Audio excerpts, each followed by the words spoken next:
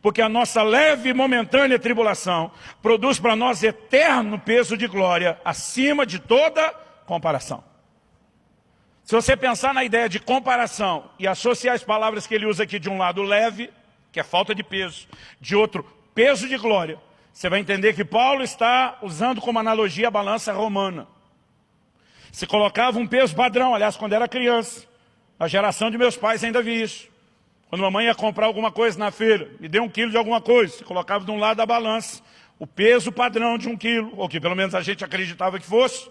Algumas vezes eram 900 gramas, porque não foi aferido pelo Imetro.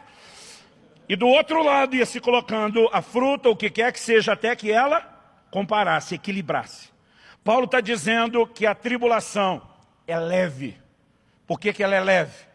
Porque quando você coloca a tribulação na balança, não importa o que você passa, ela nunca vai ter o mesmo peso que a glória que nos está reservada.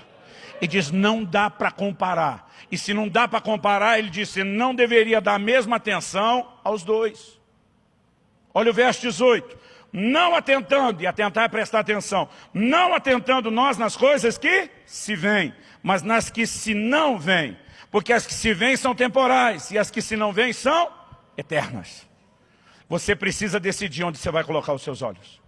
Colocar os olhos nas circunstâncias pode ser mais desanimador do que você imagina. Mas colocar os olhos naquilo que não se vê com o olho natural, mas se vê com os olhos da fé, é o que vai te manter fortalecido, não apenas motivado, mas fortalecido, turbinado por Deus e pela palavra de fé que Ele nos tem liberado para enfrentar as circunstâncias. Qual a diferença entre uma geração inteira que ficou fora do que Deus planejou e prometeu e Josué e Caleb? Enquanto todo mundo estava imaginando o tamanho do gigante que eles nem tinham visto, os outros estavam contando. Ninguém mais lembrava o tamanho do cacho de uva. Moisés diz, tragam do fruto da terra. A Bíblia diz, 2 homens carregaram um cacho de uva numa verga nos ombros. Esse episódio é tão forte na história de Israel que até hoje o símbolo, a logotipo do Ministério do Turismo de Israel são 2 pessoas segurando um pedaço de pau, uma verga nos ombros para carregar o fruto da terra. Nessa altura do campeonato ninguém mais lembra do fruto, nem da constatação de que a terra é boa, porque de alguma forma eles disseram, a terra é boa, mas nós não vamos chegar lá. Enquanto todo mundo está olhando aquilo que se vê, tem 2 enxergando aquilo que ninguém consegue ver. Eles conseguem enxergar além do problema, eles veem a materialização da promessa lá na frente. Eles começam a dizer, e daí que tem gigante, nós vamos atropelar os miseráveis. O Senhor está conosco, ausentou-se deles a sua segurança. Se alguém tinha que estar com medo, agora era eles, não a gente. Nós estamos jogando do lado certo, do time que ganha, nós já vimos o final do filme, o Senhor está conosco. O que acontece? Esses 2 estão aleluiados, porque eles estão enxergando o que ninguém mais está vendo.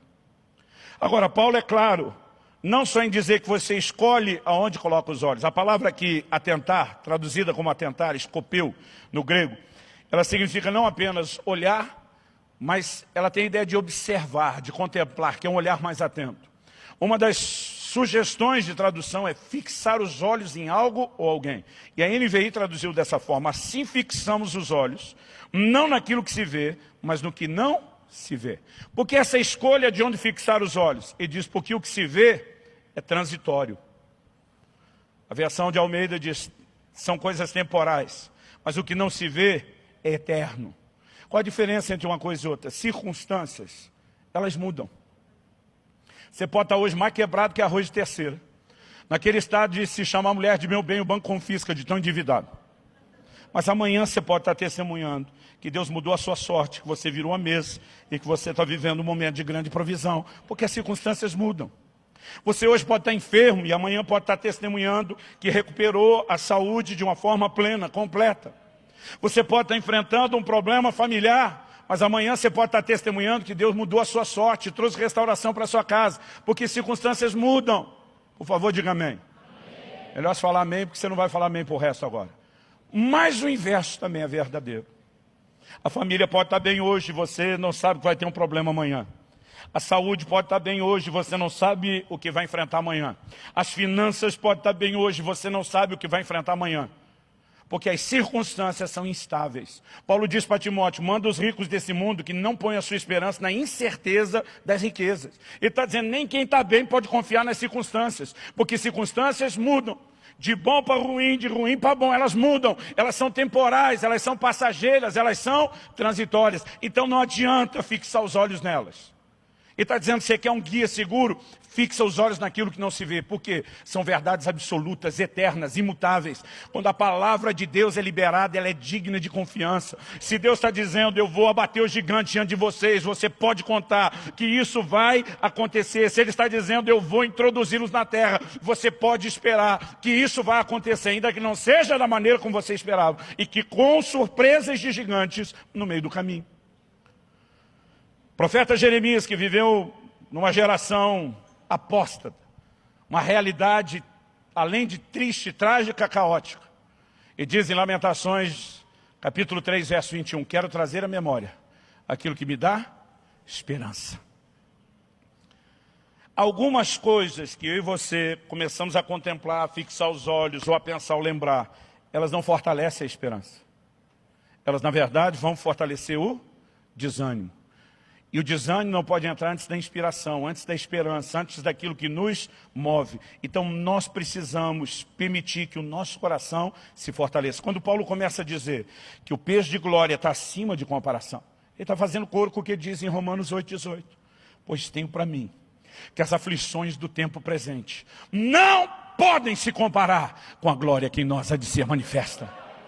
Irmão, eu e você temos que viver a vida cristã olhando não apenas os problemas que surgem hoje. Nós vamos ter aflições, nós vamos ter dificuldades, nós vamos ter lutas, mas nós precisamos aprender a olhar além delas, lá na frente. Quando Paulo diz, esquecendo-me das coisas que para trás ficam, avançando para o que está à minha frente, ele não coloca o olho na próxima aflição. Ele diz, avançando para as que estão adiante de mim, prossigo para o alvo. Ele joga lá, por cima de tudo, para o prêmio da soberana vocação. Ele está dizendo, haverá um dia, depois de toda e qualquer luta, quando eu cruzar a linha de chegada, que tudo terá valido a pena. Haverá um momento onde tudo que nós enfrentamos, nós vamos lembrar, foi transitório e não podia comparar com aquilo que está nos guardando.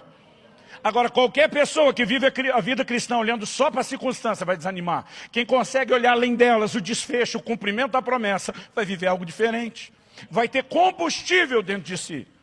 Nós não estamos falando meramente de automotivação. Nós estamos falando de princípio de fé. Vai ter combustível dentro de si para enfrentar o que quer que venha pela frente.